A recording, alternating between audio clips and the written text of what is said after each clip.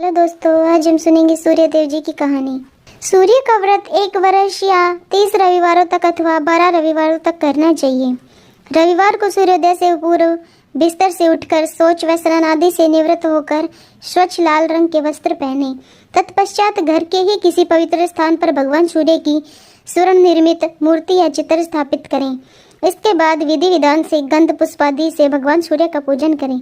पूजन के बाद व्रत कथा सुने। व्रत कथा सुनने के बाद आरती करें। तत्पश्चात सूर्य भगवान का स्मरण करते हुए जप के बाद शुद्ध जल, रक्त, चंदन, अक्षत, लाल पुष्प और दुर्वा से सूर्य को अर्घ्य दें।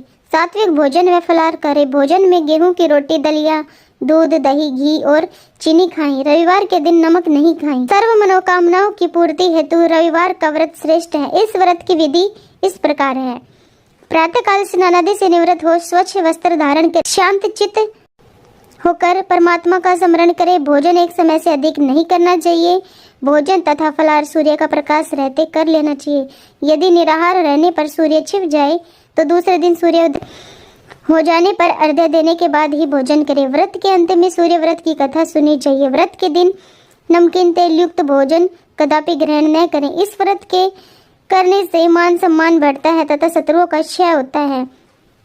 आंख की पीड़ा के अतिरिक्त अन्य सब पीड़ाएं दूर होती हैं। व्रत कथा। एक बुढ़िया माई थी। उनका एक बहुत ही सरल सा नियम था कि प्रति रविवार को सवेरे ही स्नान आदि कर पड़ोसन की गाय के गोबर से घर को लीप कर फिर भोजन तैयार कर भगवान को भोग लगा स्वयं भोजन करती थी। ऐसा व्रत करने से उसका घर धन धान्य एवं आनंद से पूर्ण था।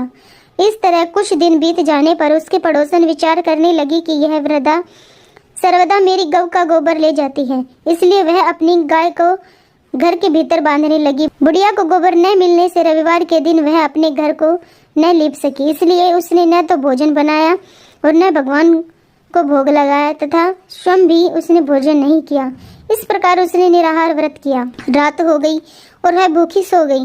रात में भगवान ने उसे सौपन में दर्शन दिए और भोजन न बनाने तथा भोग न लगाने का कारण पूछा। बुढ़िया माई ने कहा, आज मुझे घर लीपने के लिए गाय का गोबर नहीं मिला, जिससे हमारा घर शुद्ध नहीं हुआ, जिससे मैं खाना भी नहीं बना पाई और न ही आपको भोग लगा पाई। तब भगवान ने कहा, माता, हम तुमको ऐसी गाय देते हैं जिससे सभी इच्छाएं पूर्ण होती हैं, क्योंकि तुम हमेशा रविवार को गाय के गोबर से घर लीपकर भोजन बनाकर मेरा भोग लगाकर खुद भोजन करती हो।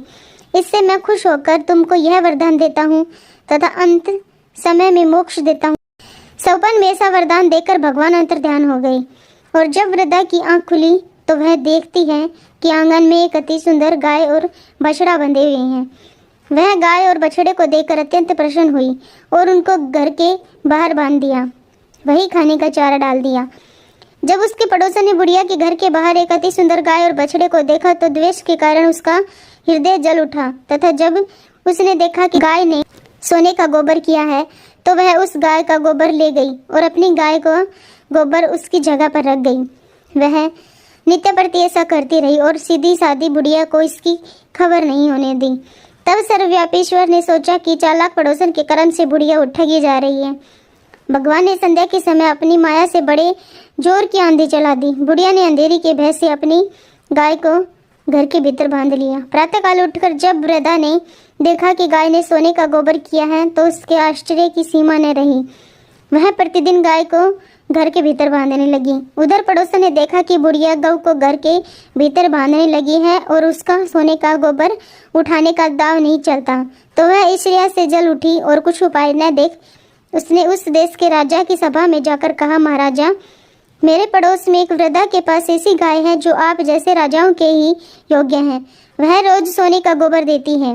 आप उस सोने से प्रजा का पालन कीजिए। वह वृद्धा इतने सोने का क्या करेगी? राजा ने यह बात सुन अपने दूतों को वृद्धा के घर से गाय लाने की आज्ञा दी। वृद्धा प्रातः ईश्वर का भोग लगा भोजन ग्रहण करने ही जा रही थी कि राजा के कर्मचारी गाय खोलकर ले गए। वृद्धा काफी रोई, चिल्लाई, किंतु कर्मचारियों के समक्ष कोई क्या कहता। उस दिन वृद्धा गाय के वियोग से भोजन न खा सकी और रात भर रो रो कर ईश्वर से गाय को पुनः पाने के लिए प्रार्थना करती रही। उधर राजा गाय को देखकर बहुत प्रसन्न हुआ, लेकिन सुबह जैसे ही वह उठा सारा महल गोबर से भरा दिखाई देने लगा। राजा यह देखकर घबरा गया। भगवान ने रात में राजा से सौपन में कहा, राजा, गाय वृद्धा को लौटाने में ही तेरा भला है। उसके रविवार के व्रत से प्रसन्न होकर मैंने उसे गाय दी थी। प्रातः होते ही राजा ने वृद्धा को बुलाकर बहुत से धन के साथ सम्मान सहित गाय व बछड़ा लौटा दिए। उसके पड़ोसन को बुलवाकर उचित दंड दिया गया। इतना करने के बाद राजा के महल से गंदगी दूर हो गई। उसी दिन से राजा ने नगर निवासियों को आदेश दिया कि राज्य की तथा अपनी समस्त मनोकामनाओं की पूर्ति के लिए रविवार को व्रत करो।